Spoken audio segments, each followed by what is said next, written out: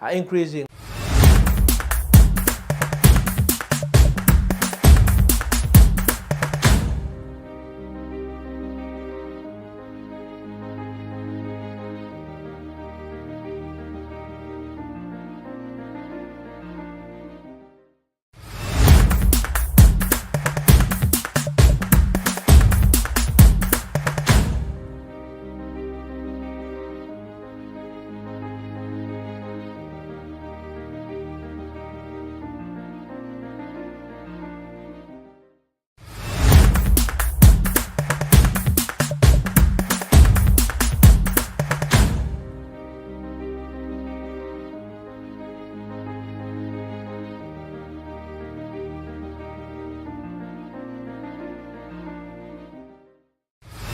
High People remains one of Uganda's and indeed Africa's most dynamic brands and organizations. The innovations and initiatives are increasingly renowned for their positive impact towards transforming lives and livelihoods around the continent. Our annual High People Music Awards are recognized not just for their critical acclaim and prestige that they bestow on their winners and nominees, but as one of the longest serving awards and celebration. We are proud to grow from strength to strength, celebrating and transforming brand to brand, name to name. A number of artists have grown to influence millions of Ugandans and Africans as a whole. Remarkably, the story we started as a digital online store to distribute and share content that was locally brewed and created by our indigenous Africans has turned out into a livelihood of every creator of content, be it music, film, drama, TV, name it. The 11th edition comes with thankfulness. It's been quite a journey. We thank our long-standing partners that have kept believing in transforming the music industry and the creative arts industry using digitization. We also thank God, our longest serving sponsor, for making this happen every single year.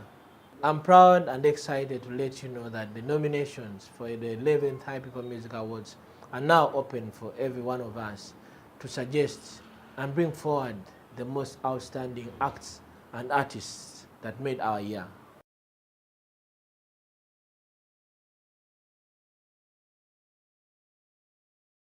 Hi everyone, how are you doing?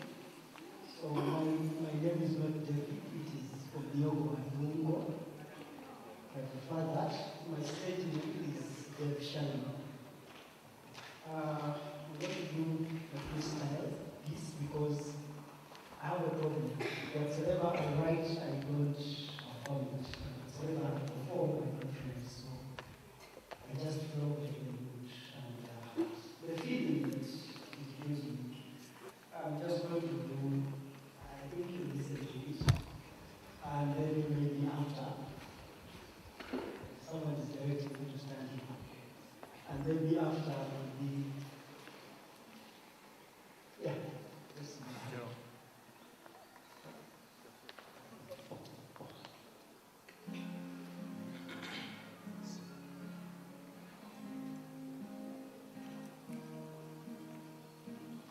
A familiar melody that many of us understand, feel, know, relate with, for it's a song of love that one has to touch the soul of another.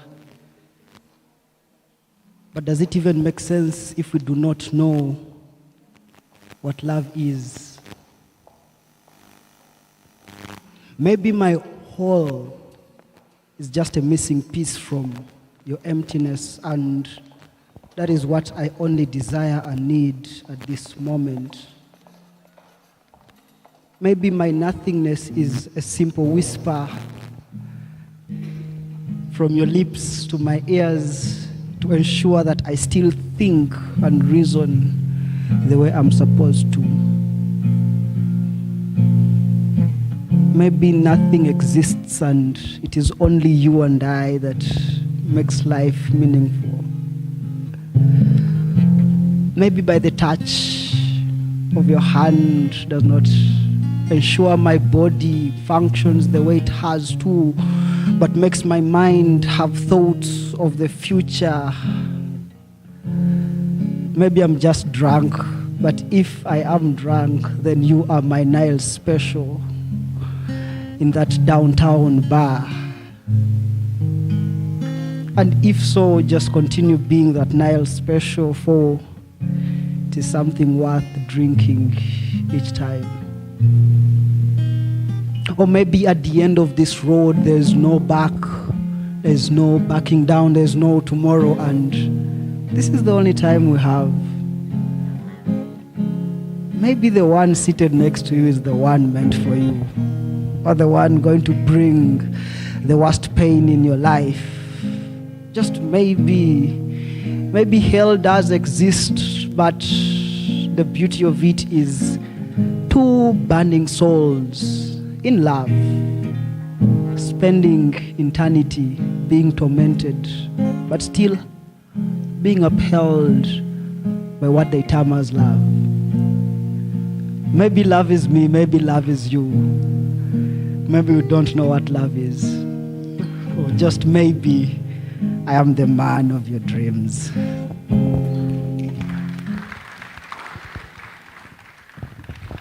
Thank you very much. I would love to say your name, but I don't want to have it wrong. The pronunciation is hard. But thank you very much for a very lovely poem. And next on stage, we are going to have Elizabeth Ngabirano with a story, a short story. Remember, we have 2 minutes, no exceeding 2 minutes. Yeah. Let's give her a round of applause, please.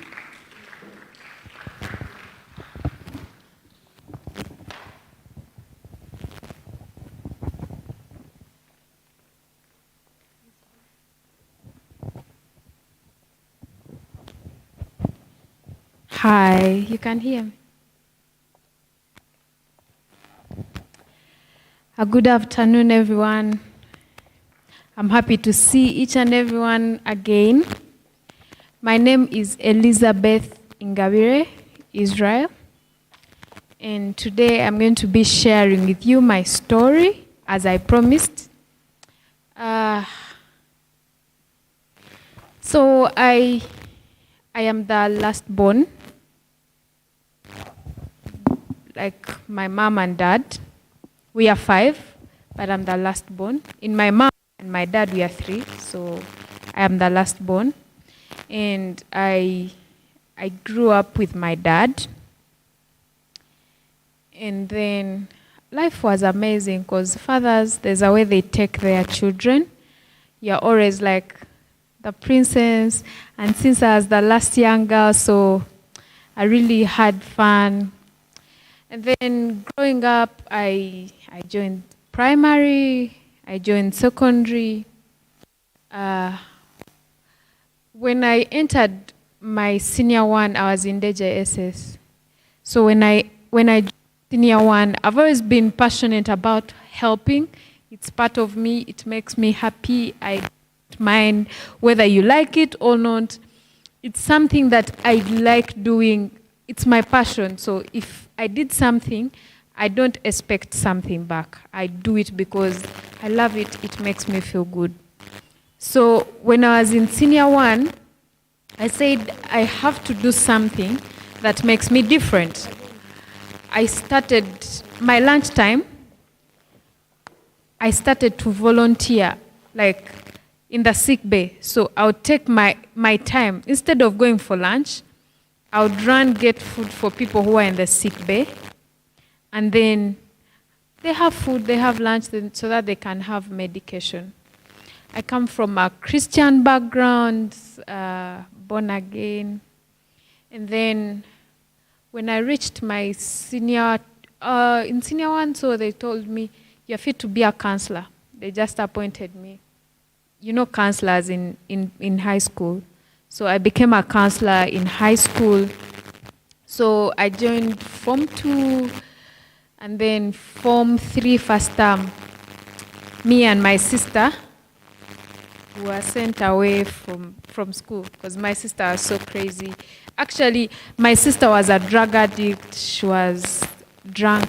She used to escape from school, and she was my elder sister.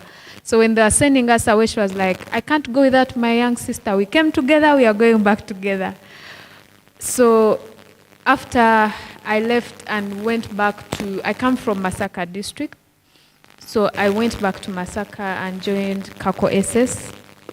So when I was there, I continued doing what I love. So my lunchtime was always sick bay. So I again became a counselor, I became a head girl. So one time it was a Saturday, so I said, but I can do this better. So in the holiday of my senior 3 second term, I went to referral hospital, like Mlago referral. So I could, there are patients who do not have anyone at all, so they are alone. So I could wash for them clothes and then go. Maybe I could cook food and then go. So I was having a chat with someone. She was like 30 years and I was in senior 3. So she was telling me her life of how she got HIV. No one likes her. She doesn't have a friend. Probably she's going to die the next day. So I started bringing for her food every day. So in the process, I said, I can do better and I can help very, very many people because it's part of me. I went in senior 4, that was 2015. I went and registered as a youth counselor, LC3. Anyone coming from Masaka? Yeah. So Katwe Butego. So I stood as a youth counselor. But I remember that day, I was wearing my uniform. It was a green dress. And I was wearing my butter stockings and shoes. And I am competing with a banker. This is a banker. And for me, I am a student. I do not know the field out there. All I know is I can help because it's what I feel I can do. I realized that the community needs a lot from us. It doesn't matter whether you're young or you're old. Because I used to sit with my friends in Form 6, but me, I'm in Form 3. They used to come and be like, we are going to Elizabeth's table. So it made me feel like I can do more. So after that, I stood and I won. That was 2015. And I was like, oh, I can do something. So what I did in that term, because I am a student, I can't do much for the community, but I need to do something. So I was able to get for them, like near the barracks, we got free venue footballers, and then we got jerseys, basketballs, for volleyball and football. So in 2017, after I joined Masaka Secondary, in 2017, my mom died. She died of cancer.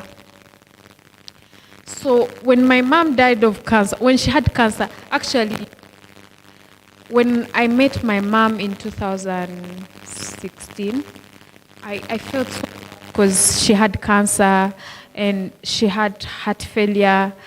So I turned out, I got depression, and then I got a bit of traumatized,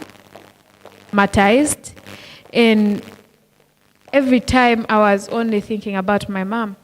So I remember after my last exam, it was art, because I did art.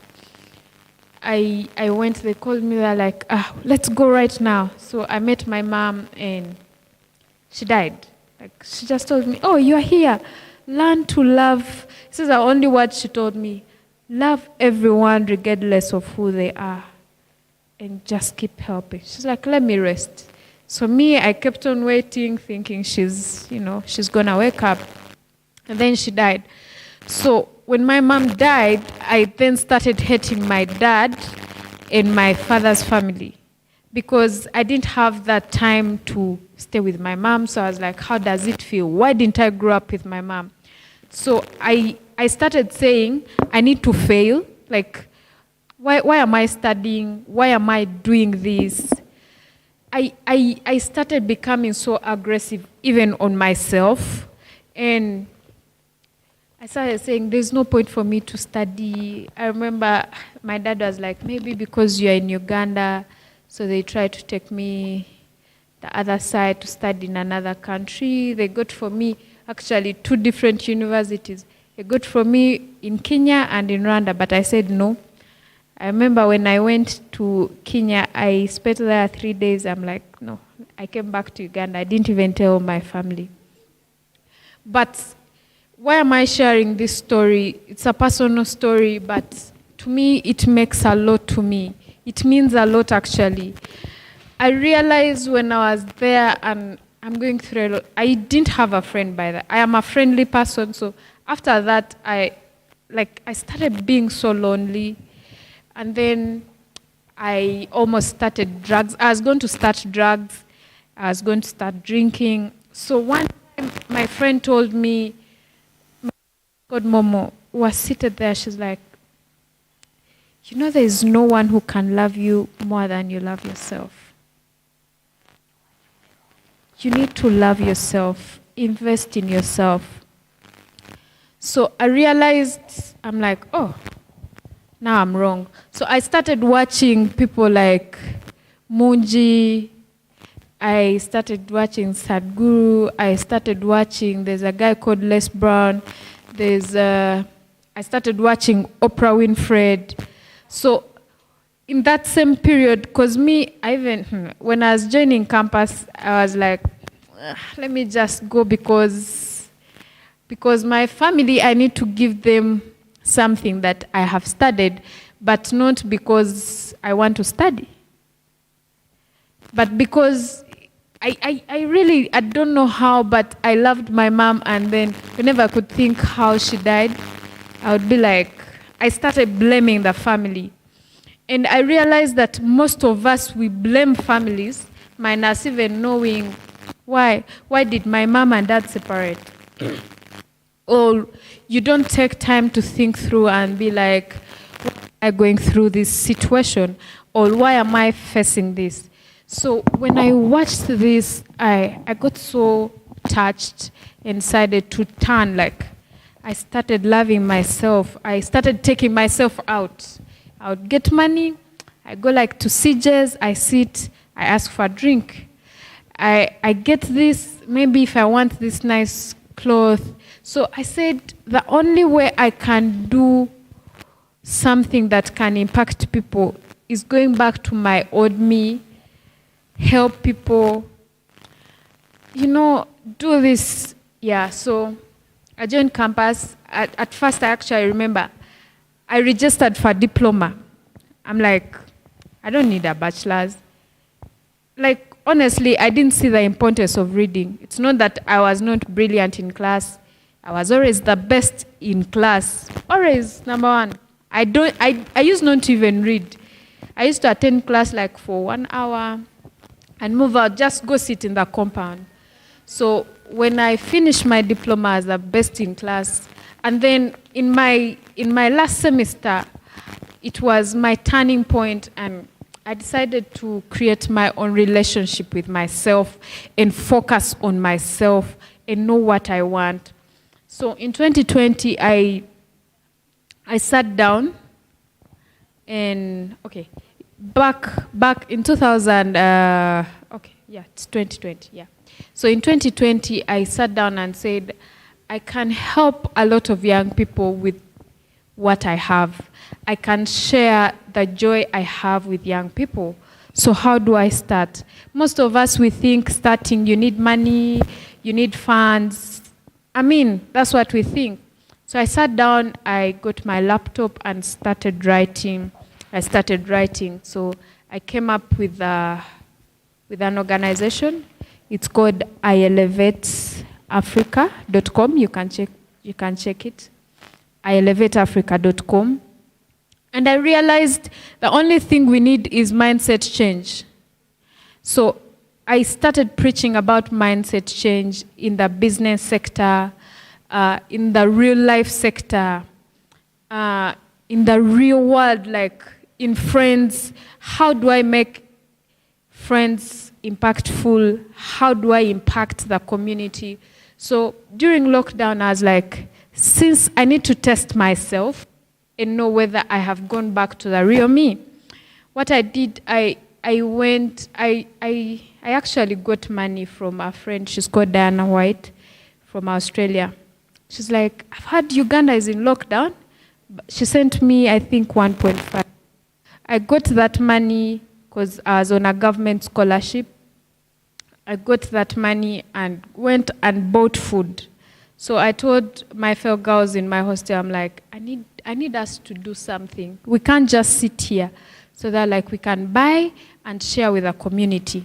So we went and looked for the disabled, really, these autistic kids. They can't write. When people look at them, they see no future and no value to them. And to me, it was really touching. So we went and gave them food, we gave them clothes, we decided to wash for them.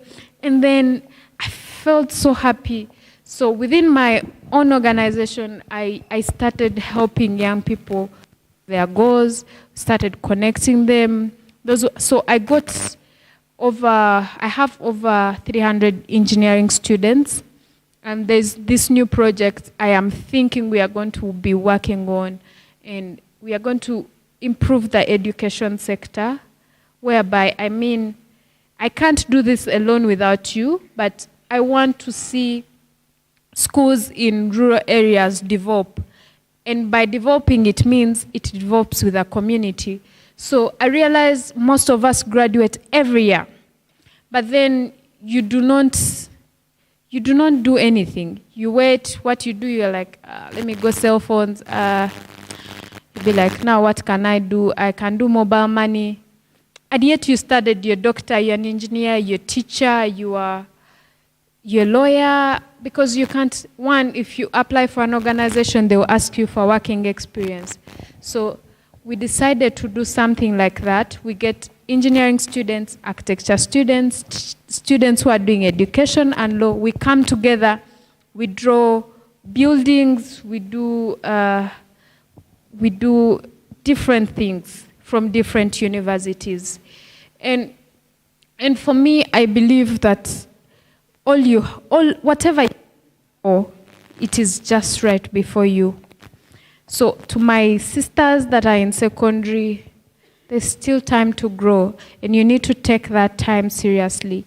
I am not on TikTok. I am not. Why? Yesterday when they were saying, I had TikTok, I had Snapchat. Even my phone does not have Snapchat. But this is what I do. Every morning when I wake up, I listen to something that is going to impact my life. I listen to something that may be about education, maybe about health, maybe about making relationship. And that has made me grow. When I joined my bachelor's degree, my dad told me, you just woke up one morning, he's like, I want you to get married to someone. Then I was like, no. I changed my mind. Now I love to study. And because I was the best student now in class, and I'm like, I can do this. I said, no. He said, I am not paying fees for you. He said, for me, I'm done. I finished. I'm not paying fees for you. I got a dead year. I've been on a dead year like for a full year. So I went to my university and said, look, I am your former guild president. I am, by the way, those ones who know UNSA, I am the Central Regional Coordinator for UNSA. I am the National Coordinator for Africa Free Continental Trade. And then, so I said, I want to study and make a difference. I want to tell people my story, not getting ashamed of why I am studying and why I am making a change. So I told my dad no. My dad told me, okay, me, I am done with paying fees for you.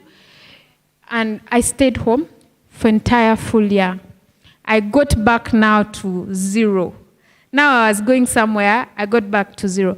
And this time, I am in my 3rd year. I'm joining my 2nd semester. But in that same process, I remember that's the time when I met Innocent. And he told me something. He told me, people do not believe in themselves, but you can make a difference by what you are. So one time then we were having a chat. He's like, what's wrong? You don't sound fine. I'm like, honestly, I'm on a dead year and I don't feel good. I really want to study because I'm the best student. My GPA is 4.57. I need to change. Then he was like, you will do it. And what happened is I was there seated, stranded. I'm like, I need to do something. I got someone contacted me from LinkedIn and is like, hi, Elizabeth. I'm like, hi. He's like, are you studying? I'm like, no, I was studying, but I'm on a dead year. He's like, why? He's like, I don't have tuition, but I'm waiting upon the Lord to provide. He was like, okay, so I am going to pay for you your entire fees. I've never met this person, but what I used to do, I used to make, she knows, she used to tell me, we have this youthful event, how do we make it? I'm like, it's about entrepreneurship. Let's go, people, let them learn. I go. I don't mind whether I have transport or I do not have. The problem is, young people, we think everything is going to be delivered to you. So you end up thinking, if you want money, you're going to become rich. All these people you see that are successful, they really worked hard. They slept hungry. They read like nothing. They gave in time. They gave in attention. They looked for people. Some went to offices and they were bounced. I remember I went to State House and sat and said, I am here until when I meet anyone who's going to change, because I am a good student. I need maybe a loan from the government, but because I'm in a private institution, they can't give me a loan. And then they told me, no, you can't be helped. I can show you, just that I've not come, I have all those documents. I said one time, I'll show the nation. But today, I am going to graduate, and with a first class. Yes, I'm just waiting for graduation for my bachelor's. And yesterday, my dad himself was telling me, for real, you are studying. I'm like, just wait for graduation. I need you to witness. Because I need to show him that I can do what is impossible. I'm not saying that disrespect your relatives, not me, right?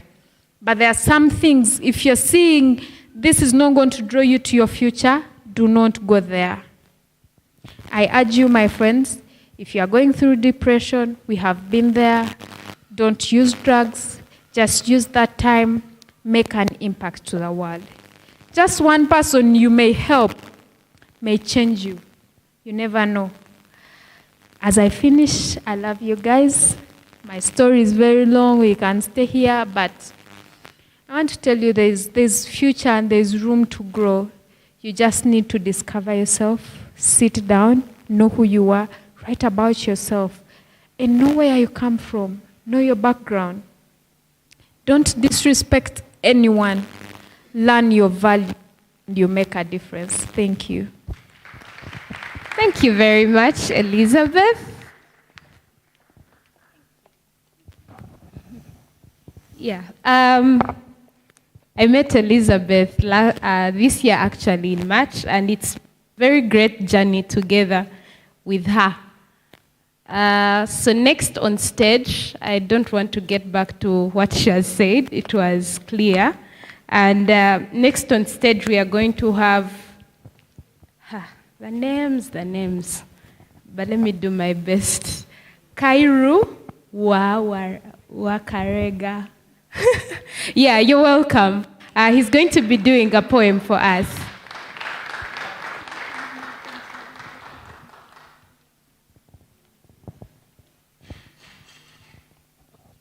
Thank you. You've actually pronounced it correctly.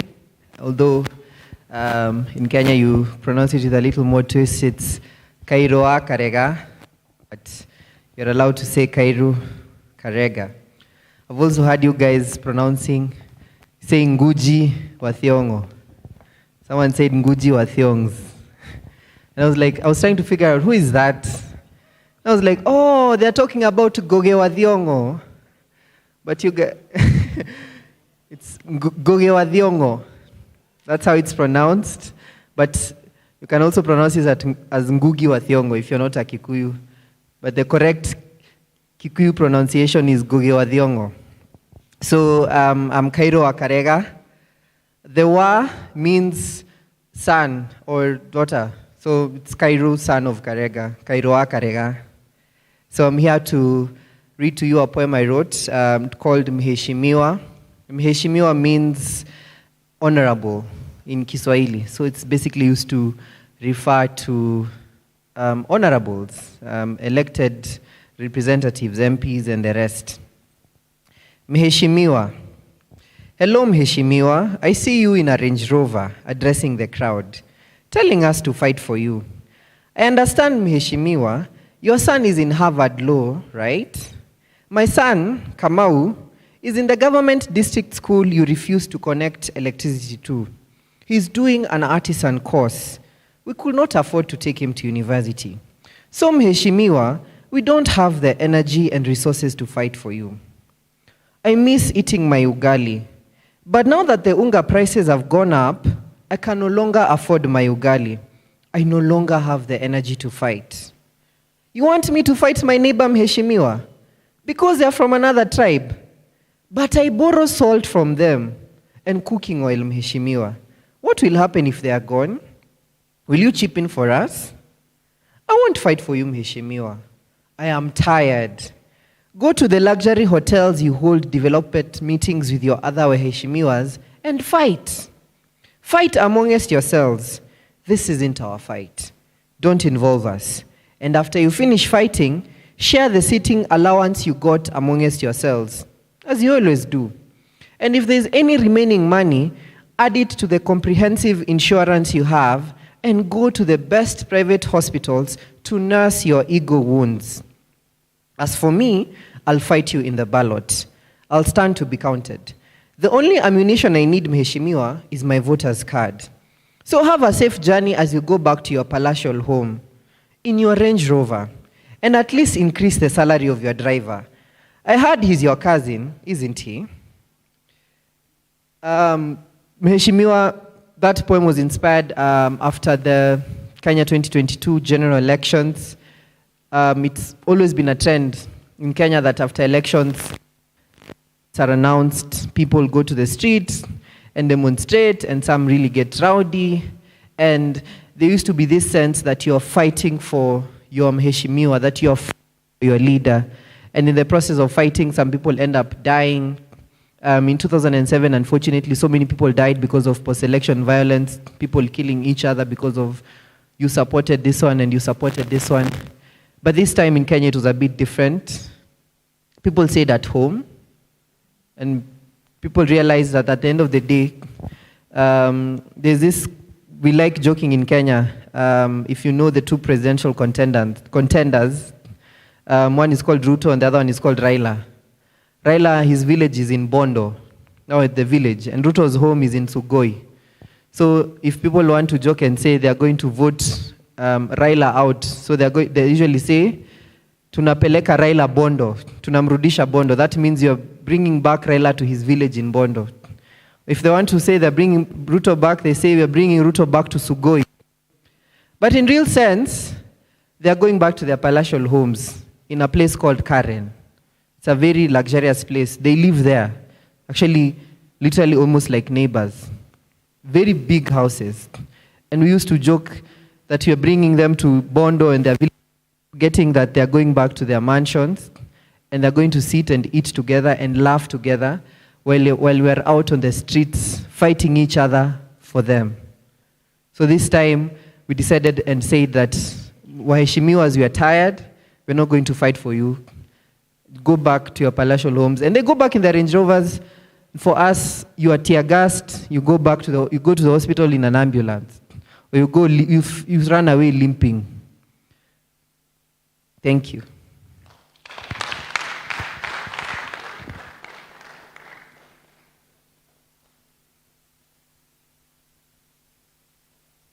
Thank you very much. That was lovely. And in the house, we have Readers Africa chapters.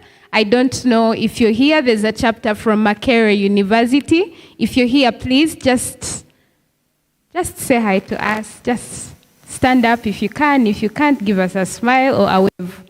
Do we have Makerere here? Yay! We are glad to have you. We have Readers Africa chapter from MOOPS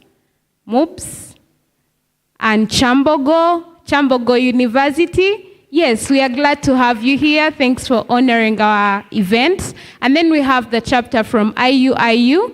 IUIU, just give us a wave. Okay, so next on stage, but before we go to the next thing on stage, let's take this opportunity to welcome Mr. Charles Batambuze, the Vice President, National Culture Forum. Thank you for being with us. He's going to be one of our panelists exactly at 2. So next, are we loving the poetry? Are we loving the poems? Right, so next on stage, we are going to have, it looks like I've lost it. Yes, so we are going to have Pagiwa. I just use a low tone in case I make an error. It doesn't come out so bad. Pagiwa, let's give him a round of applause as he comes forward. You're welcome. Thank you.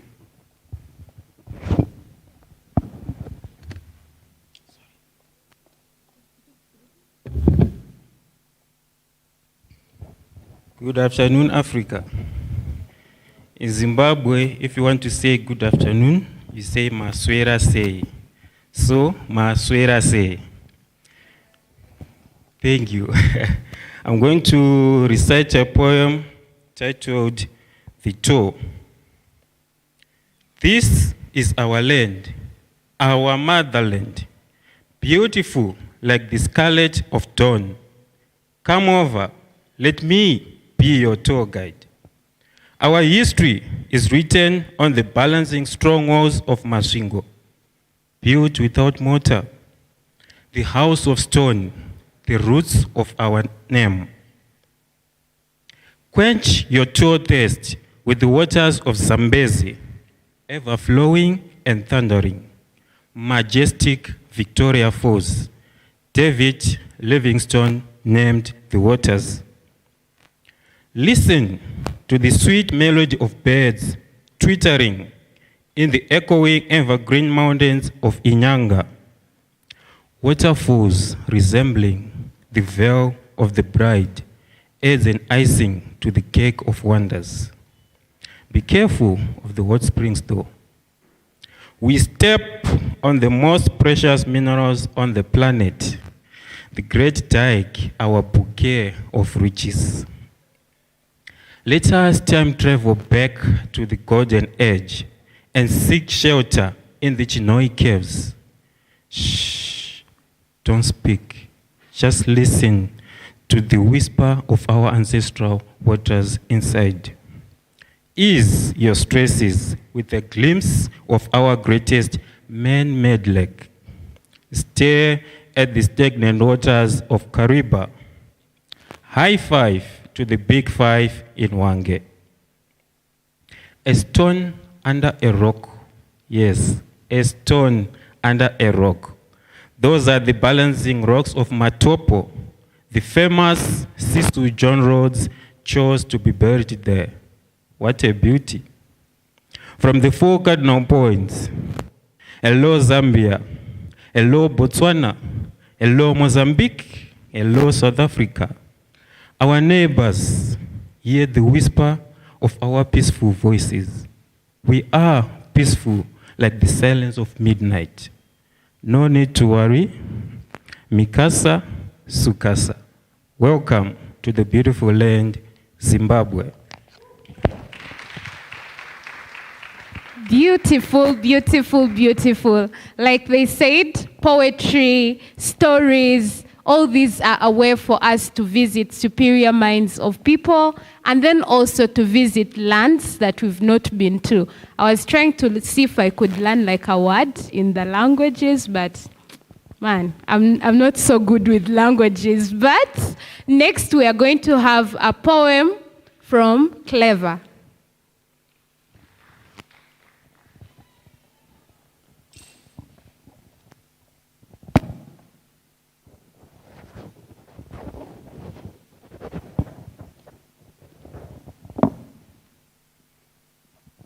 Thank you so much. Hello, everyone. Hello, everyone. My name is Clever, and I go by Kalinda Luzi. I do Luganda poetry. I'm a spoken word artist of Luganda poetry. And good thing it relates with the that we've been following this afternoon and today. So I wouldn't find the need to translate what I'm doing today. This piece is called Our Roots. Imagine that you were there. Imagine that you were there. Edda, at the time when silence was bliss, and the loudest of things was the cry of nature, the singing of wind as it hit the rocks. Edda twali bantu abataka abawunzi abaayiyanga okuva mu nkula y'omutuba okukola olubugo, embuuka y'ejjanzi okukola butida. Twakolanga amaato okuva mu muddo nga tugutunze n'obuso obwalukanga ebibbo n'ebisero. Era abakazi n'abasajja baakolanga binene nga bawaanyisa amagezi. Imagine then when the tallest of things were mvule trees, standing majestically in peace with their roots, barks and leaves home for rats, birds and bees, praising them for their true majesty. Imagine then. Edda amagezi amazaali galinga mikono gyaffe, era twali babazzi, abawumbi oba abalimi. Naye ki ebyo twabiwaanyisiganyamu kuseka. Kati ekika ekimu kimanyikiddwamu kuyomba. Bali eri bavanga ssente. Dubai waafuuka waka kwegamba bali bo bawasa bakazi nga bumyu bo baamaaso ana mikono gaamu kyakwata kyalya. Imagine then when we performed ceremonies feet of heels, calling on to the highest beings we believed made them, praying in our tongues and mother tongues only them and us understood. Imagine. Kakano, buuza oba abaana betuzadde bayiiya. Buuza akuli awo oba amanyi okubajja okubumba nga jjajjaawe. Buuza akuli awo amagezi amazaale kye ki? Ebyemikono omuzungu yabiwaanyisiganya bya bitabo. Kwegamba abaali abagezi mu mikono katuli basiru mu mitwe.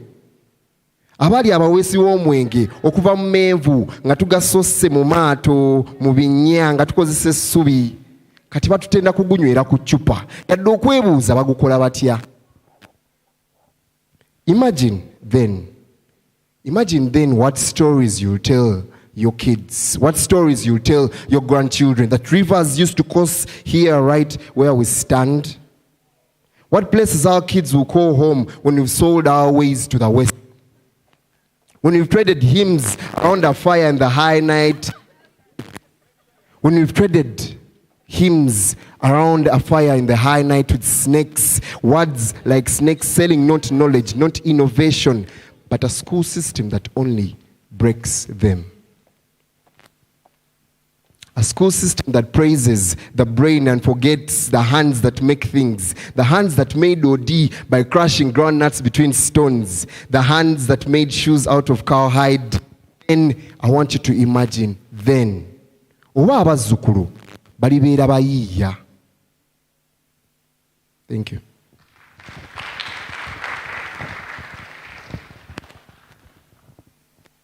Thank you very much. Anangi. Tahinduka, you should bring one in Ruchiga. Where is Tahinduka? He ran away. I thought he would also bring one in Ruchiga. Thank you very much for that lovely poem. Next on stage, we are going to have Kalinda Luzi. Kalinda Luzi. It's you again? Oh, okay. You can come after Asiku Francis. Asiku Francis, are you here? Yeah, so after Asiku, Menrietta, you can be preparing. Hey, we forgot about the round of applause. We do it for everyone. We don't forget.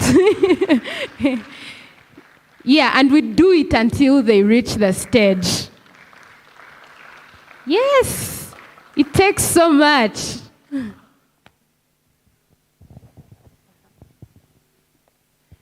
Thank you. My poem is Truth on Fragile Heart. It's a poem which I wrote when a small girl was defiled. And I took it into my hands to write a poem about it. And it goes like this. I remember the lies spat on her that day. I remember she was innocent, but became a crime. I remember you rumbled fingers over her lips to lock her mouth. I remember the painful scream that walked into my ears like the gods were angry to the wicked. I remember her struggled, violent struggle, thrust in her body. It was just yet the beginning. I remember her torture, her tears poured on the floor, the pain caused to the grass falling in pain. I remember it was her struggle always to remind me about your behavior for granted I took as truth. Now I remember her struggle was tinquest to your nose. You deserted your conscience for a mere struggle of skimpy idea. You are the lion that never left the prey unmashed. You roar echoed 1,000 miles distance between the mountains and hills, the plains and the forest. Always to remind me about your behavior. For granted, I took. But then I remember her cry witnessed by the dispersing wind, the wobbling clouds that made for meeting during rainy season to send rain. Rainbows stooped their way for the scream. It was tricky. It was appalling. I remember it was not her day. I remember her books didn't even say a word. They reminded you about her education. Uncle, please, was her kindest word. But with pastries you deceived, tentative intention to exercise your marshal. Happy enough to learn she's just 9 and you know you uncle traditionally even further. You sat her on bed and clothed her clothes and you removed her more and she asked the type. You said blue balloon pastries to cover a strong spear. You surveyed, perched on your couch, shot a strong shot target, boom! As she was pacing between her sacred thighs, broke her to pieces like a fallen glass in Barnabas' restroom. It was a pain. She was broken to little uncollected pieces. She can't be collected. She can't. She can't be. She's in pain, her blood scattered, grieving, her tired, torn body fell uncorrupted. Mourning, no doubt she neither crawls or jogs. She neither walks or talks. Her truth is touchingly shadowed disgracefully. You nailed her wall like a paid carpenter at work, nailing with a profound energy. She holds her torn heart, pleading and peeling her emotions off her skinny life. The frail rail on her scrappy of heart. Now she needs justice. She needs justice. Justice must avail your excuses, coaching, burdening. She's 9. She deserves justice and justice for life. Nice. Thank you very much.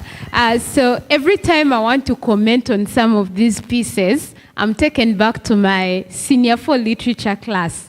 Our English teacher used it to say, our literature teacher used it to say, it doesn't matter how you interpret the story. They would give us the poem, it's the same poem, but then when they ask about the subject matter, everyone has a completely different thing. And it was always okay. So every time I want to comment, I remember that we all interpret the poems differently, which is very, very okay. So I wouldn't want to interrupt with our imagination and thought processes. But I know for a fact that you are having your best, analyzing and absorbing these beautiful pieces. So next on stage, we have, I don't know, it's MAXIMIXING.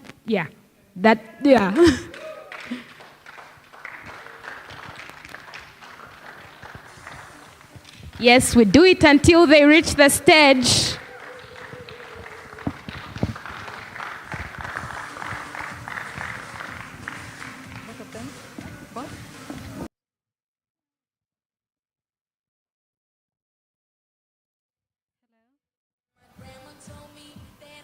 Hello, my name is MAXIMIXING. I do poetry in Luganda. This one is called Gonya. Rwatakomangao. Rwatakomangao, ekyaggulo twakiranga ne kikka, akasako ka maama ye twakalabangako nga watugamba muli empolampola leero kitammwe si wakudda. Kyokka olwatubikkanga onadda mu ddirisa bweyogeza yekka y'onaatadde oba abadde ki. Embwawe zaawogolanga olwo n'abagukaawa akebera ogw'emmanju akebedde olw'emiryango akebedde ogw'emmanju akebedde ogw'emiryango abasakatadde obanoonyeza mu kiralo maama yeenoonyezanga okufa bweyogezanga yekka kati bugenda okukya olwo bwagwa mbatemu. Our prayers were, Dear Lord, I wish Tata never returns. Singa gonye mulya owegombola singa mutwala yo natwala bafuka ku buliri lwaki tamutuwonya yasalanga kumpi nga mambya. Olwo maama n'atubagula mu tulo atuyisiza mu gw'emmanju asitamiza mu mayinja ku muzindo siraani gwe ekitafa guse tumulira mu lujja lwa muzeeyi mbaziira. Awo maama n'atubikako ebikunta nga watukuutira nti muse mpolampola empologoma tebawulira mwekumire wamu engo tebawula amaaso gammwe gakanga g'abamalayika muzibirize gonya tebalaba. Mu buto bwaffe twali tukimanyi nti gonya zibeera mu mazzi. Golete webine denne golete otambula olumya golete webine denne golete otambula olumya omutemu ayimba omutemu akoola obyasigga esonze ekisinga okunyiiza mu byonna. My mother would sing back with the enthusiasm of a little child, whining her waist for the drunk at her death. Mbu Samu wange mama, Samu wange akasana kaberebere Samu wange. Awo nagala olw'emmanju nayolekera okufa kwe. Emmambya eba esalanga n'oluyi lusala oba banatunyweza nagamba Thomas sande takaaba kangende ndawo oba gonyegenze. Ekisinga okunyiiza mu byonna, the cries of my father when my mother decided to leave him. The most disgusting thing was his nauseating loud cries. The most painful thing is even on her deathbed, mother still cautioned us to love our father. Mbutata ye tata, mbutata ye tata, mbuno ye waffe yali tata. The most painful thing is even when my own mother almost brought her to her death, my stepmother loved me like her only child. Mother, how are women like you made? Thank you.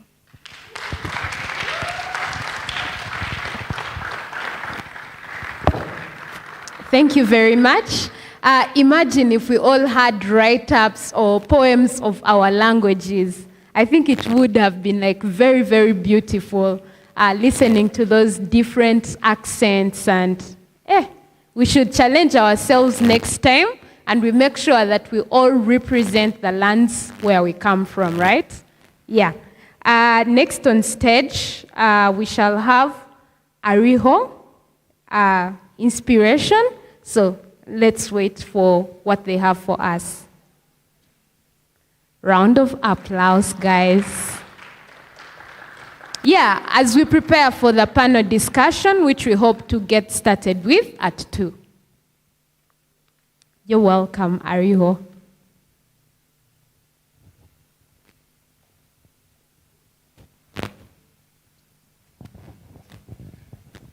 Yes, good afternoon, everyone. Do we have energy or we don't have energy? I'm more of a vibe person. Moina vibe. Yeah, okay, I've seen people making presentations in their local languages, and it's romantic, it's sweet, it's very beautiful. Yeah, so let's give the same energy. Yeah, do we have people who speak English here? Go manyo zungu muri munda ne waweru. Eh? Okay, good afternoon, ladies and gentlemen. To those who know English, good afternoon. Guys, anyone who knows Swahili? Habari za mchana? Luganda. Who knows Luganda? Jamhuri. The lady there knows Luganda. Jori Nyabo. Batoro. Do you have any Mutoro?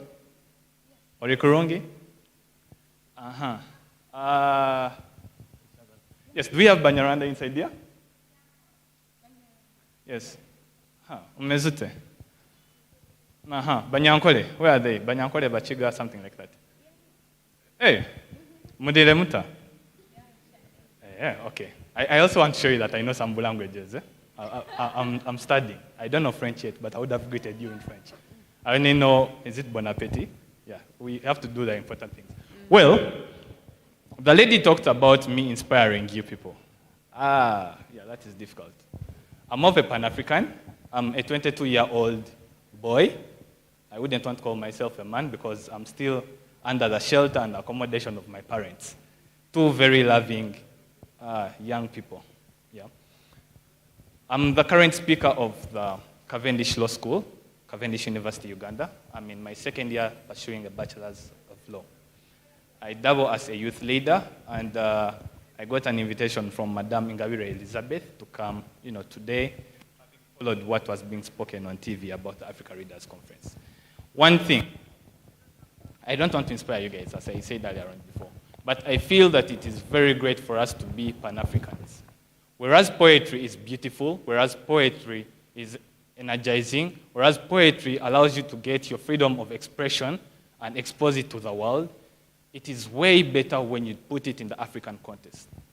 When you bring it in your Luganda, when you bring it in your Swahili, when you bring it in every language that you feel free with, there is always that extra spice added to it, yeah?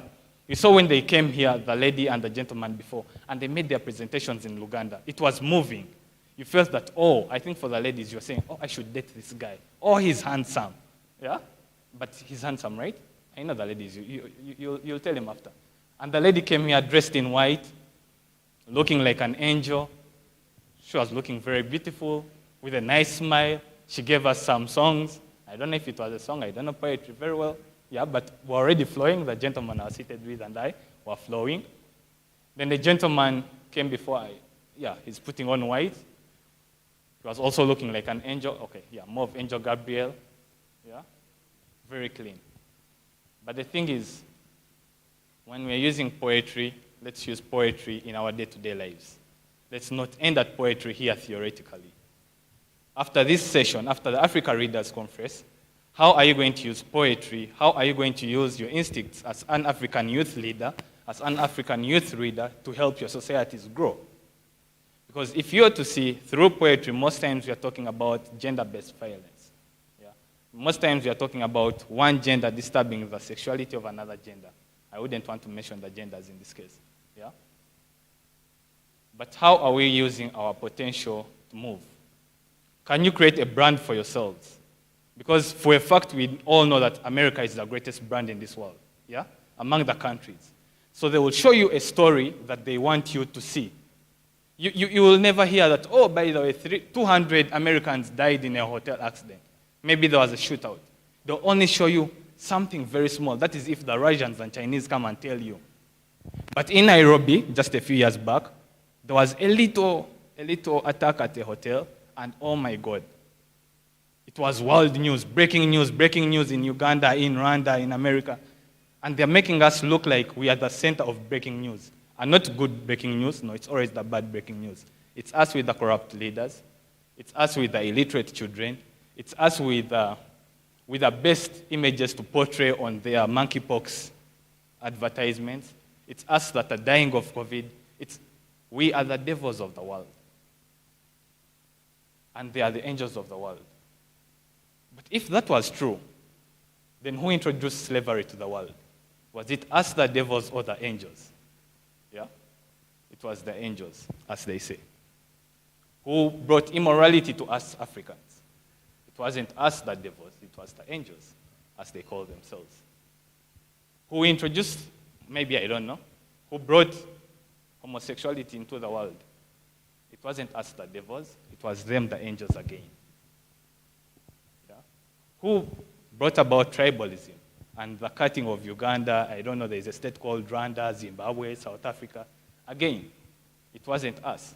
They took our identity, and maybe truth to be told, after this conference, when later on in life you're very good, I don't know, how do they call you? Poets and everything, you're going to be called by the United Nations, oh, come and we make the world a better place.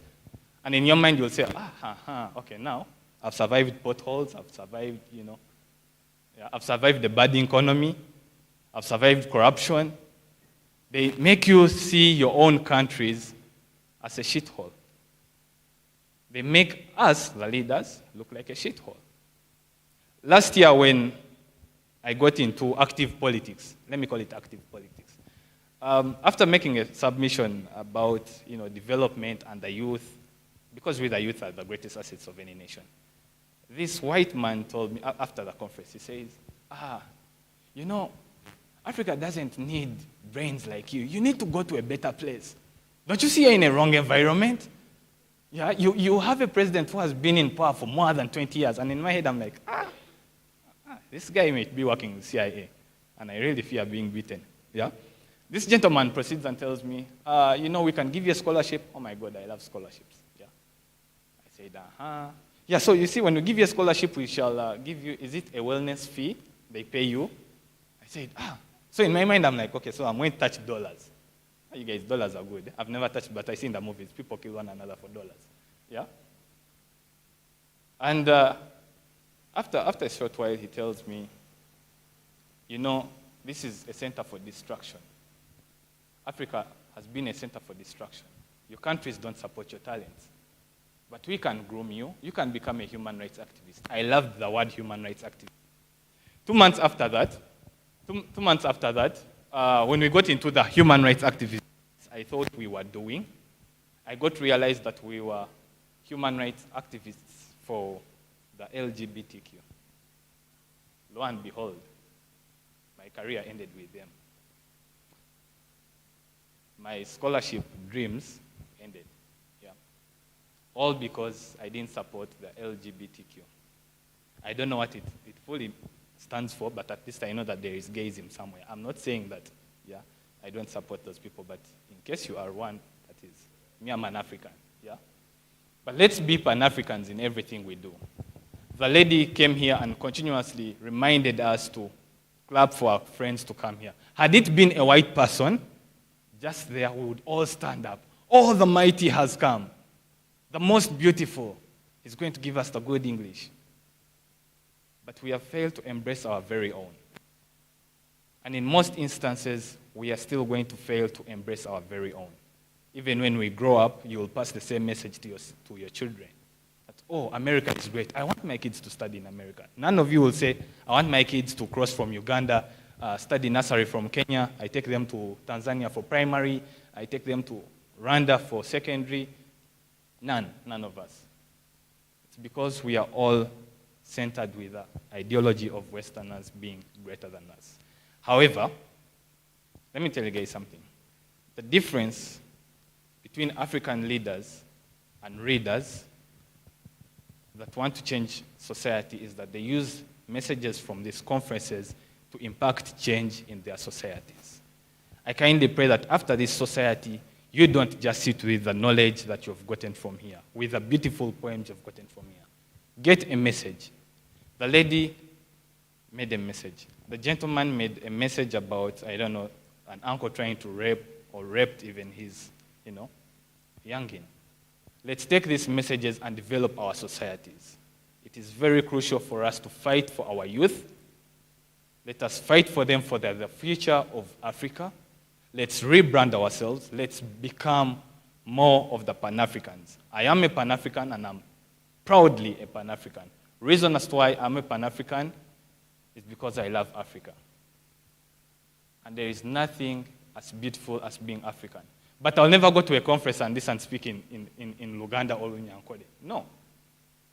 It's because, well, we have already embraced, our elders already embraced a certain setting. But let's be more African than we are today. As our leaders are discussing about regional integration, let's implement it. Let's implement it.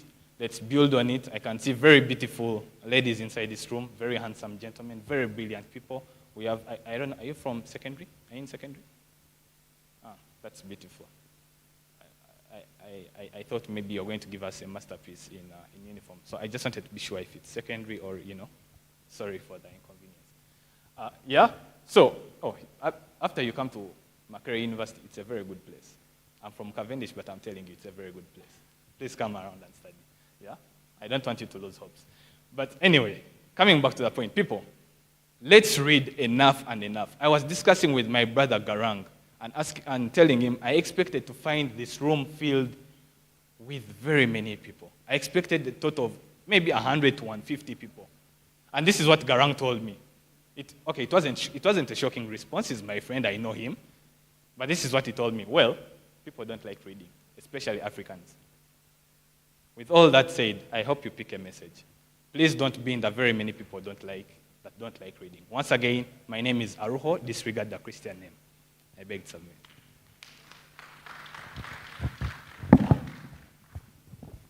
Thank you very much. Thank you. I, for one, this is really audible. Okay.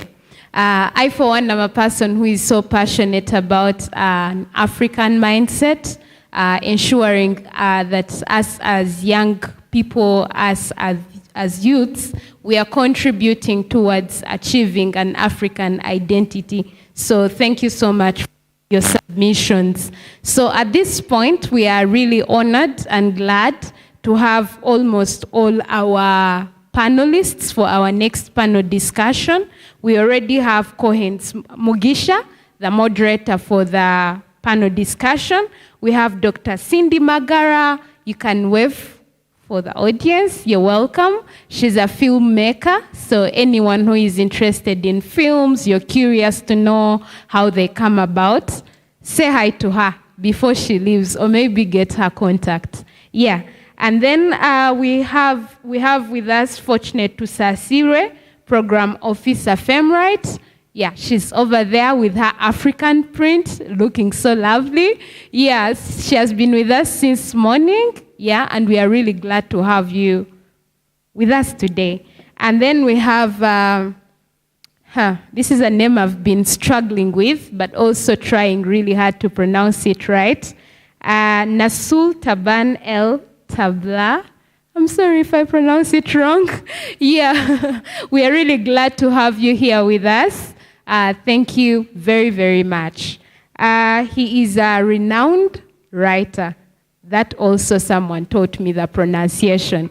Me, I'm making a list of all the things I'm learning, by the way. So thank you all for being part of this session. And we are only waiting for Hakim Sebagala, a civil engineer, who I'm going to confirm in just a few if he's already here. In the meantime, I remember someone from the secondary school. What's the name again?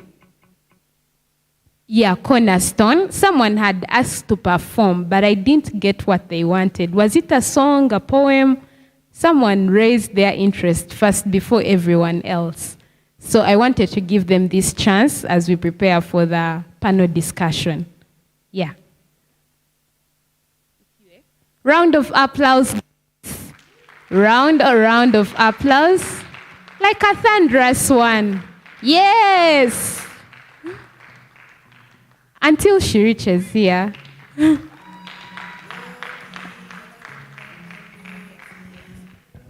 Good afternoon, everyone. My name is Ampere Esther, a Form 5 student at Cornerstone Leadership Academy. It is much more of motivation. So I'm going to talk about don't judge them. A very big man who is known to be a criminal kills people mercilessly, slaughters them just like goats, once remarked, "Under my coat lies a heart that would not hurt anyone." And you wonder, why this very person with such a record makes such a remark? So you ask yourself, what have we always done? We've always judged them.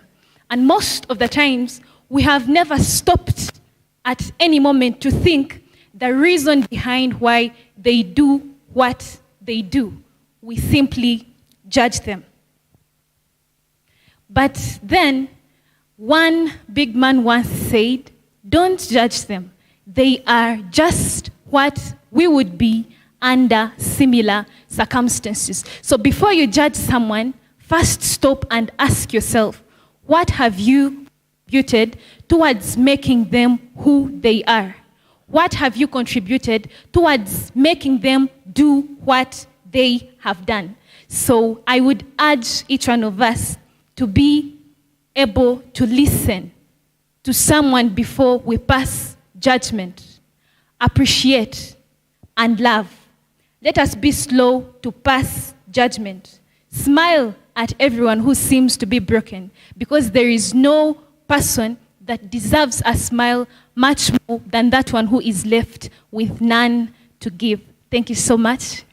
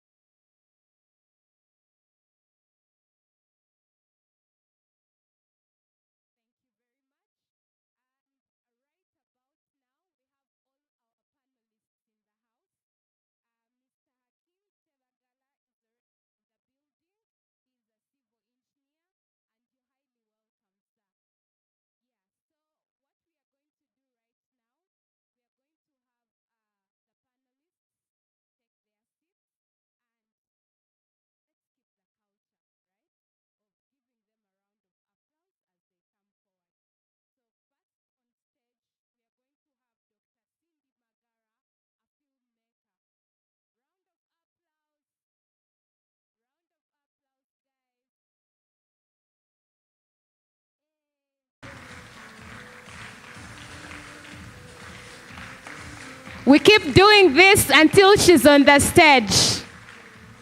Hey, when I was a little grandma told me, you're welcome to African Readers Conference 2022. Make yourself comfortable anywhere. Yeah. Thank you very much. And then next on stage, we are going to have Charles Batambuze, Vice President, National Culture Forum.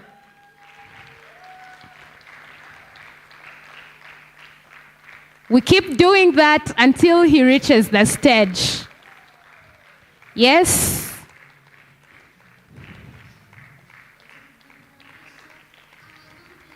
I need more energy from the audience. Yes. Thank you. You're welcome, Mr. Charles. Next on stage, we have Fortunate to Sasirwe. In her African prints, looking so lovely. A loud hand clap as she walks her walk of pride and confidence. Fortunate to Sasirwe, we are glad to have you with us. She's the program officer at FemRights. Next, we have Hakim Sebagala, a civil engineer. At Readers Africa, diversity is something that is dear to us. Yes, we have people in different categories. Thank you so much for honoring our invite. And then lastly, we have Nasul Taban El Tabla, a renowned writer. You're all welcome. We are really glad and honored to have you on our event and the panel discussion. We do it until he takes his seat. Yes, we do it until he takes his seat. And then lastly, a very important person, Kohens Mugisha, who is going to be the moderator for the panel discussion. Let's make it louder than that. I know we can do louder than that. Okay. Thank you very much. I'll now hand over to the moderator, and I wish you all the best. Enjoy.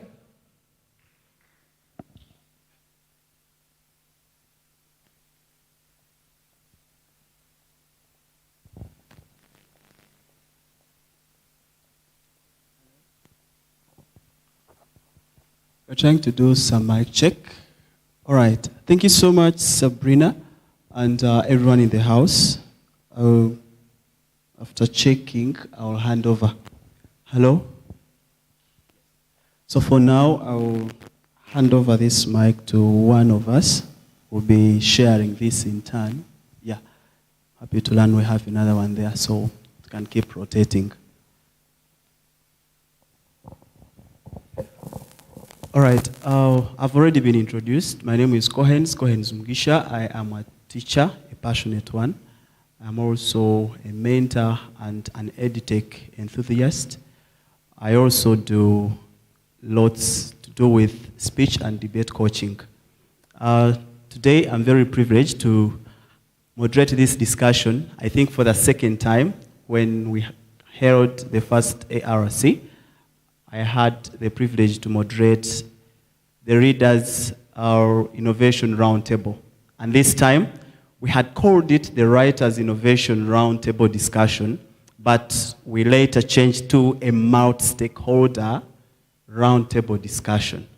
Don't mind, we do not have a table here, but this is round, okay? It takes the shape of a round figure. That's what makes it a roundtable discussion. So whatever we're going to have tonight is going to be a multi-stakeholder discussion. On the panel, as already introduced, we have educators, we have content creators, we have analysts, we have readers and writers. So calling it still writers would be an understatement. I want to welcome you, our esteemed panelists, and thank you for honoring the invitation and coming in time. Please, let's give them a round of applause. This year's ARC 2022 theme is that we want to look at how best to maximize Africa's literacy potential through digitalization. But one key thing that we shall be focusing on, or the sub-theme that we have here, is that we want to see how best do we address the needs of a modern reader. We have had times where people, get into conversations and you'll be like, okay, for a reader of 1990s and 1960s, and a reader of 2000, a reader of the 20th century and a reader of the 21st century, do we have a difference?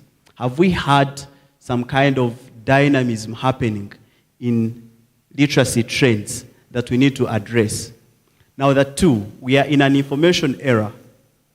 We are too much exposed to digital and technology innovations. As readers, do we need really to look back and be like, okay, there is where we need to focus, or we need to keep in our seats and see things happening outside where we are? Or we need to realize these gaps and look at these opportunities and see how best to tap into them. So our sub-theme for this panel discussion is going to be looking at addressing the needs of a modern reader in a digitized Africa, or perhaps an Africa that is yet to be digitized. You may say, Africa is not really digitized, as maybe our panelists will share. So welcome, and I will just give us a minute to do a short intro and a hi. But as we do that, you may want to tell us, in your view, what are the gaps that we have in the trends. We really see that we have any gaps in terms of reading in the digital world, or there is no need, there are no gaps for modern readers. So Cohens can keep doing the way he's doing his things as a reader or as a content creator. I would want to allow you to use your respective fields also maybe to make some kind of relevance.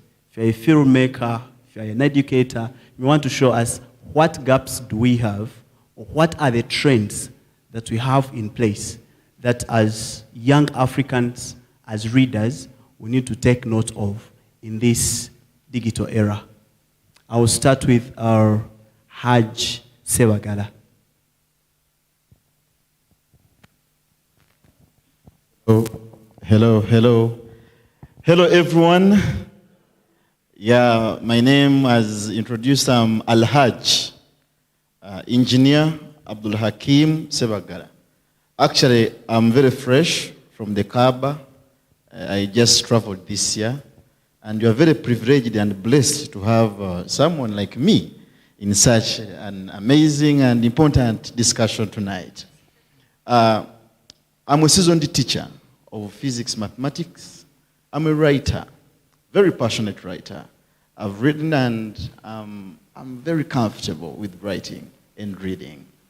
I'm an activist for girl child education and empowerment in society. Yeah, I love seeing empowered girls, empowered women, and I run an organization called Smart Youth Network Initiatives.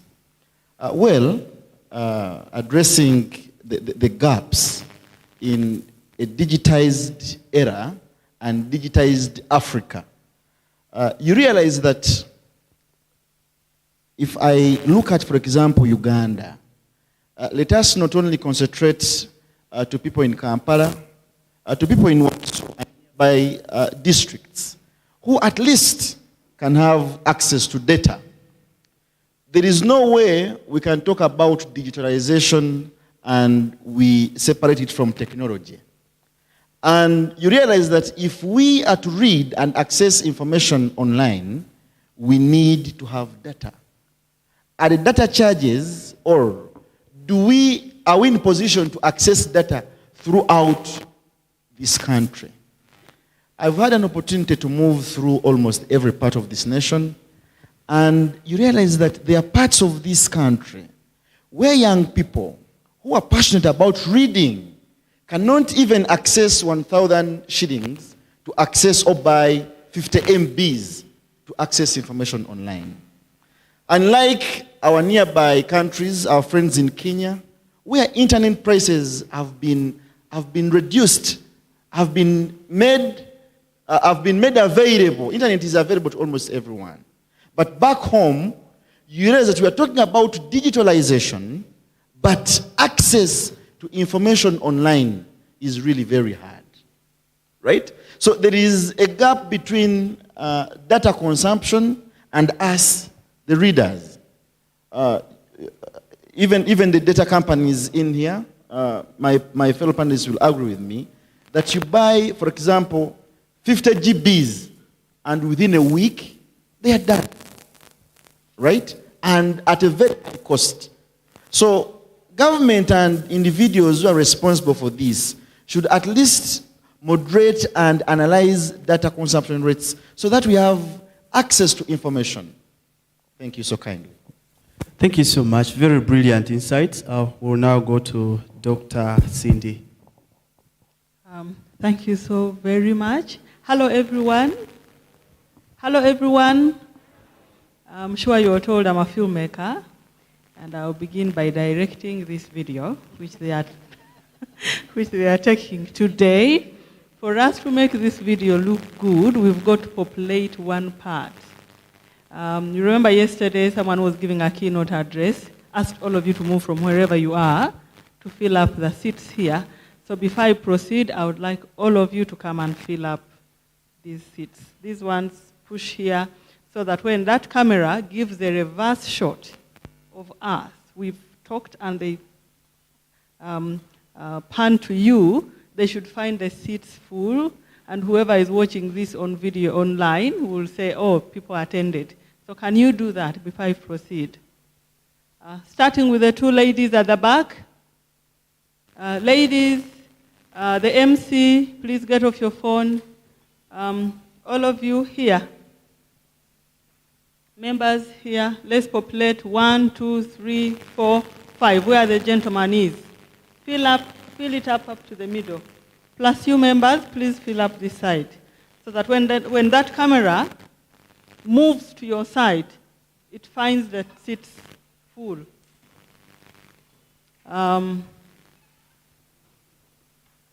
Sorry, I might sound like, yeah, you know.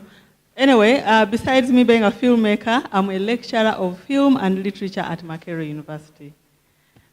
Your organizer is one of my students, and she asked me to come and be here. Probably I might look a little bit like you guys, but I've gone beyond 35 years. So in records, I'm no longer youth, though I look youthful. So while I'm here, I'm like you. When I'm teaching my students, I'm their age.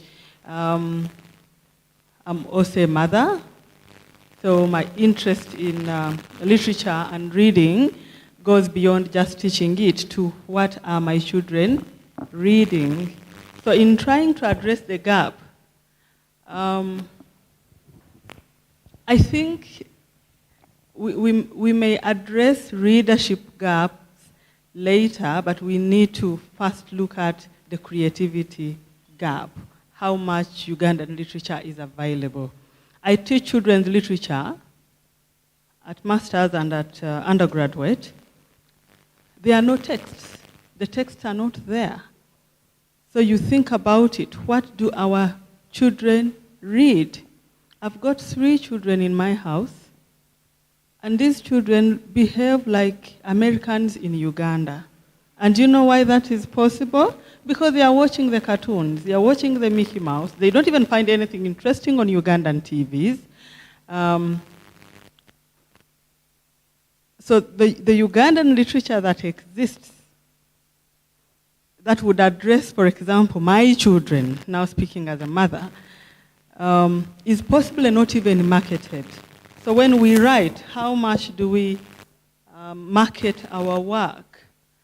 Somebody in a control room, can you manage your machines? How much do we market our work? There are so many writers in here. Yesterday I saw some upcoming writers, but who knows them? You get what I mean? So let's start, before we look at how much of our work people are reading, how much of that work are we marketing? Are we flooding to the people? For example, in trying to address accessibility of our work, can we try and use the available media networks? Oh my goodness, that buzzing sound is killing me. Can we try and use the available mediums to market our work? For example, most of you are on social media. You go on WhatsApp, you put your statuses. On Facebook, there's a priest friend of mine, he told me, Ugandans, before they no longer pray, they just have to post the food they are going to eat. Is that true? You put status, I'm at Cafe Java's. So, how much do we use the available even social media or network, mediums of communication to publish and publicize our work? Yeah? What if you said, I'm going to be deliberate, my status every day will be a paragraph from my work? Do you know how many people will read your work? They will read it. Oftentimes you find series that are series of novellas. Sometimes some of them are really gross, that are shared across WhatsApp, and they are very interesting. People read and they say, we're waiting for the next episode, we are waiting for the next episode. If Ugandans don't want to buy your work, can you use that medium? Push it to them until when they want to read it. I will add on more as we proceed. Thank you. Thank you so much, Dr. Teachers talk a lot, so forgive me. All right, I won't blame you, for I am one. So, Mr. Batamze, or in 2 minutes. Good afternoon. As you heard, my name is Charles Batambuze. I am Vice Chairman or Vice President, National Culture Forum. I'd like to start from a point of addressing the entire creative sector. And I like it that you asked the question about the level of creativity within Uganda. I'd like to say that 75% of people in Uganda are below 35 years. And what has been observed is that those young people are very creative. What is needed is just the capacity, putting in place capacities to support and nurture that creativity. I would like to say that the entire creative industry in Uganda employs, before COVID, 386,000 people. That is huge. It's almost a government of its own. I'd also like to say that through the books that some of you have written and published, but also through the music, through the films that they do, the visual art and so on, we've been contributing to 3% of the national GDP by 2017. That was equivalent to $849.6 million US dollars. That's a huge amount of money. And we believe we can do better, given better support from policymakers, but also from the budget. We believe we can be the leading sector in Uganda. Just like in Nigeria, the creative sector, music and movies, overtook oil as the leading foreign exchange earner for that country. For many years, South Africa was the richest country in Africa until Nigeria discovered talent and tapped it and used it to change the status quo on the continent. I believe that with our cultural diversity, we have about 65 ethnic groups in Uganda. That is not a disadvantage to have as a country. It's an advantage because we can draw on those different ethnic diversities to tap into the folk tales and use them to create products that amaze young audiences. I work with the National Book Trust of Uganda, where I have worked for a very long time. The Book Trust was actually set up to address a gap that was there in terms of access to books, especially local books. Long ago, it was very difficult for you as a Ugandan, however much you were very persuaded about your abilities, for you to write a book and have it used in schools. Long ago, personally, I don't know whether Taban is in my age group, but we read books from the UK. Even children's storybooks, they were storybooks from the UK, and that was a disadvantage.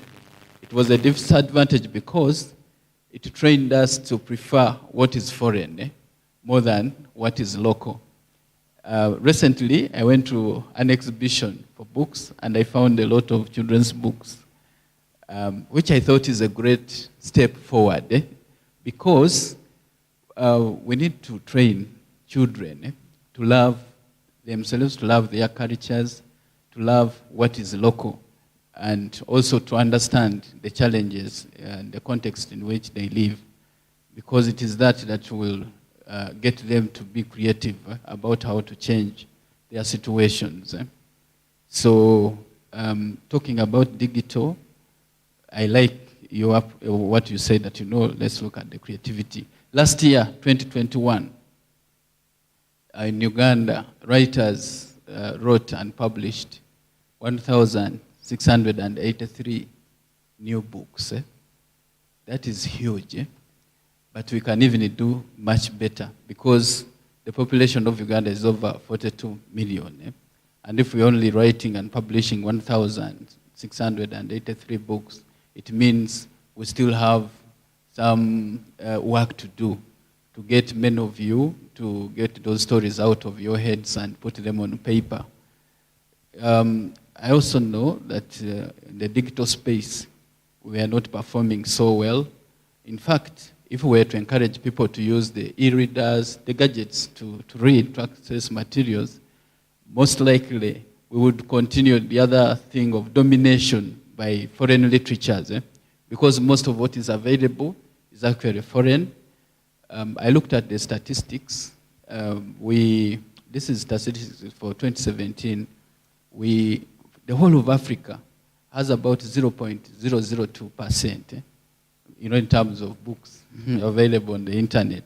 Now 0.002 for the whole of Africa. If we were to consider just Uganda, what percentage would it be? Or if I were to ask you, how many of you here have their books on Amazon and stuff like that? So we still have a lot of work to do. And the fact that the platforms available, all of them, or most of them are foreign, speak volumes about our capacity to make materials that are relevant to our cultures accessible to young people and those of you that are interested in this subject. I thank you. Thank you so much, Mr. Batamze. I like the informative insights and the statistics. You can't imagine out of 45 plus million people, we only have bits of 1,683 publications a year. There is still a lot. That's a big gap. Yes. Good afternoon, everyone. My name is Fortunate Tsasire. I'm a writer and a programs officer, FemRight, Uganda Women Writers Association. First of all, the world has advanced in technology, and so we don't need to be left behind. We have to advance with it. But on addressing the gaps, a highest percentage we have smartphones, but do we know how best we can use them to put something out there, like blogging, like putting e-books online, etc., etc. Most of us don't have the skills, the IT skills. You can find a university graduate who doesn't even know how to switch on a computer, and it shouldn't be taken for granted, really. So for me, I think government, organizations, and different entities should train their people how to use these digital equipments and machines, so that we start from there, so that they can go digital. Like, for example, teach them blogging skills, teach them how to make e-books, teach them how to go digital. Then that's when we are going to advance in technology. On addressing the gaps of a digital reader, for us as FemRight, we make sure that every book that is published is put on Amazon, so that it is accessed everywhere you are in the world, whether e-copy or printed copy. Yeah. Thank you. All right. Thank you so much, Fortunate. We must admit, me learning how to turn on a computer, I think, must have been over 17 years. So, and it's true, I teach. But even when some people have smartphones, using them is also a problem. You can only go to WhatsApp and do social media, but you can't type a document using. So I think that's really a big challenge. Now, to Mr. Eltab, aka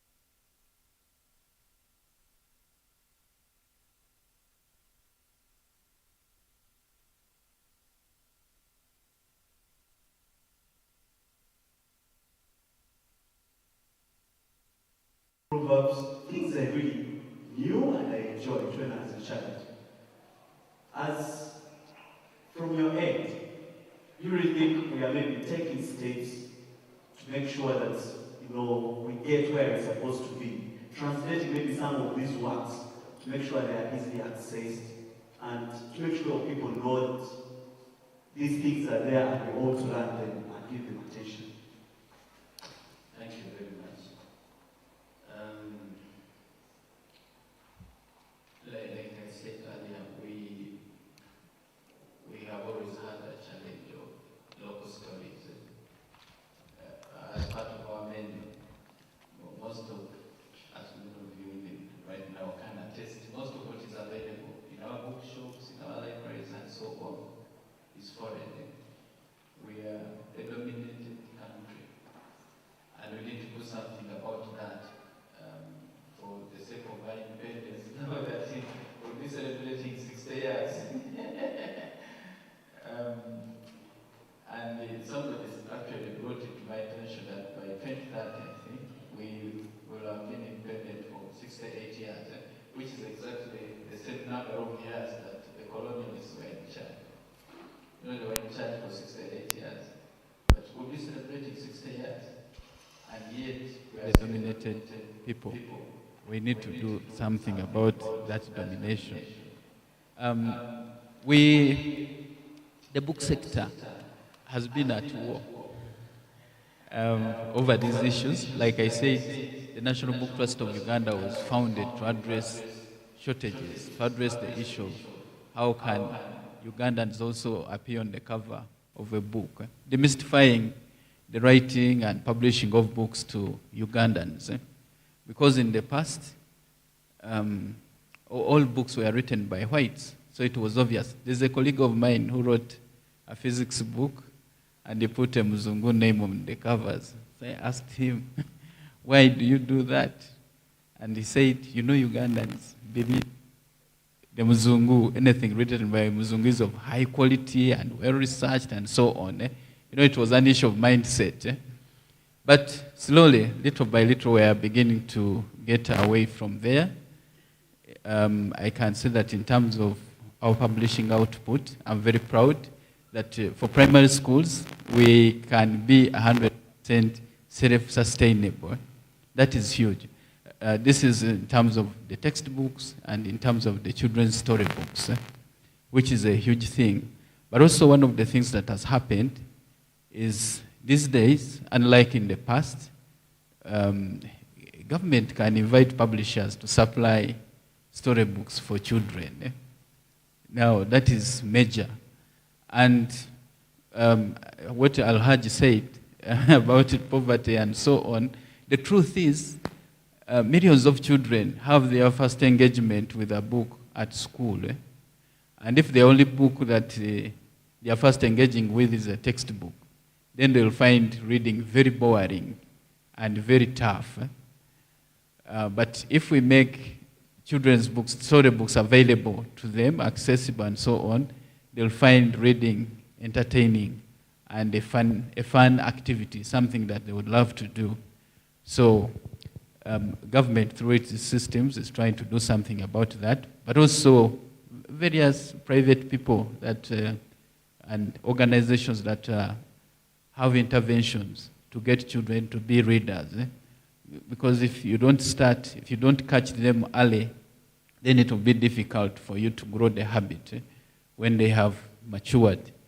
I just want to add something, especially in respect to digital, reading via digital.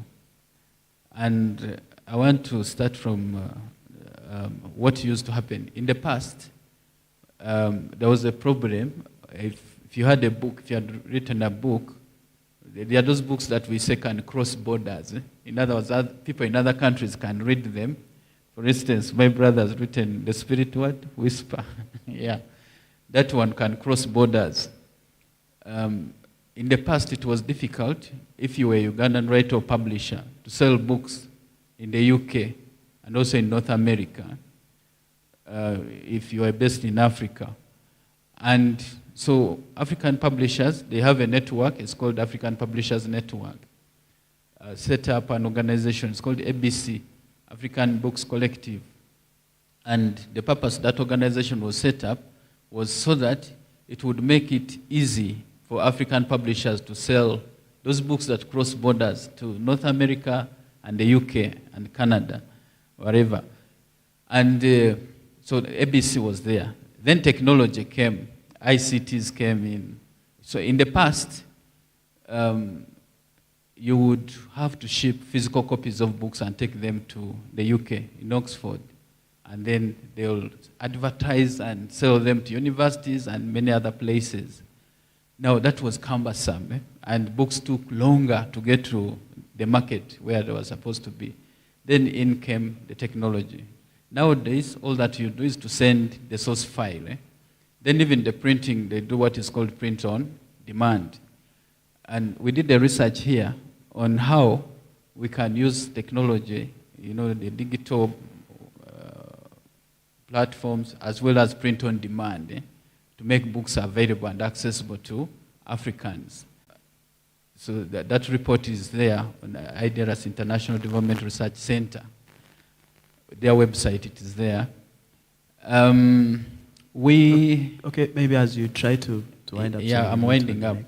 I'm just giving some examples of interventions that exist within Uganda to get children introduced to gadgets, reading on gadgets.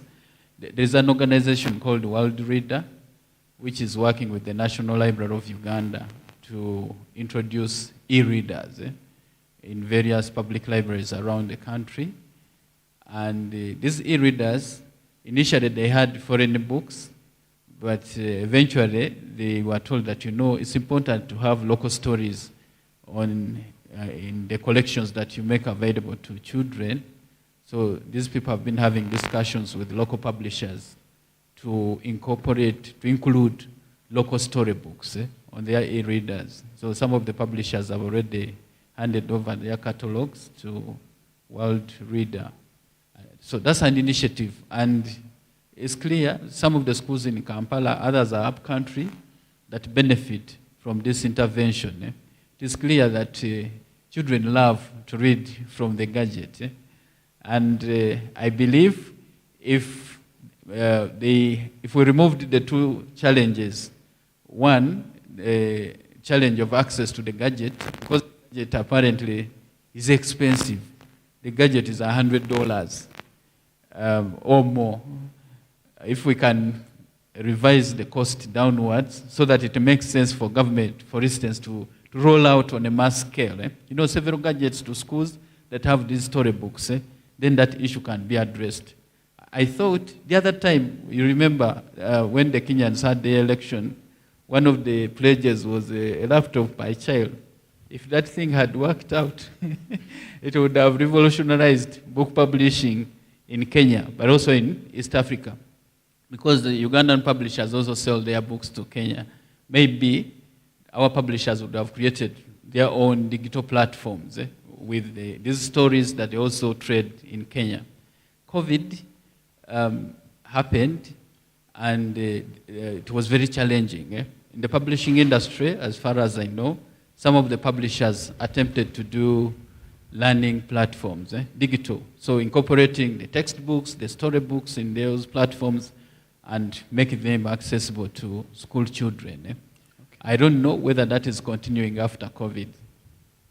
Okay, thank you so much, Mr. Watamze, for those beautiful insights. So, as we have LTAB, I want to address in a minute.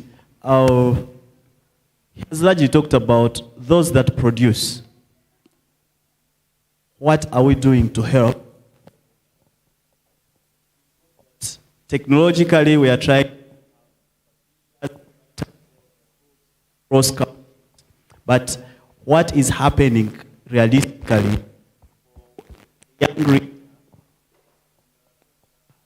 In Ududa, away from the monetary terms, the content creator benefit from that.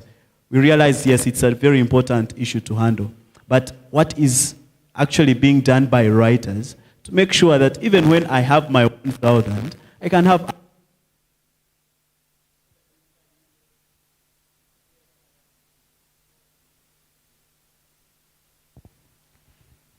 Oh, tricky one. It goes back to our incapacitation. We are stated by the environment. Yes, you're talking about a child in Bududa, in Karamoja, in Vundivujo, in Chankwanzo, Chiboga. If this child is struggling to have 3 meals a day, will this child put aside money to buy a book? It goes down to culture, though, because the parents in the house, how many of us visit our children at school, and instead of carrying bread, packing food, we have carried a book we thought our child would benefit from? And you get to the school and tell your child, I thought this book would be good for you. Read it. On your friends' birthdays, how many of you gift them with books? Thank you. We are Christians, we are Muslims, and the reason God created us is to worship Him, mainly, at least going by Islam. I want to ask the good Christians in the house, how many of you at your age, 19, 20, 30 or 50, how many of you have read the Bible from cover to cover? See 2 hands. Oh, 4. The Muslims, how many of you have read the Quran from cover to cover? But I mean, this is the reason we were created. But we're not reading even the Holy Book. And someone wants us to read these other books. It's not an easy thing. I followed the depressing Twitter thread yesterday, talking about how many books I've forgotten the publishing house. About 5,000 titles have not sold even a dozen copies in the whole year. But someone is publishing. So to reduce the costs of production, for instance, we would hope reduce the cost of a book. I have tiny books here, Sexual Perceptions, Culture and the Law, goes at 25. It's a poetry anthology. This is a novel, The Spirit Whisperer, goes at 30. Why? Because of the cost of production. Yes, we are told government doesn't tax educational material, but the stationery, the paper we use to do the printing is taxed. The ink is taxed. You'll go to the streets to do the printing. You know, I recently published analyzing O-level literature, and it was printed in India, published by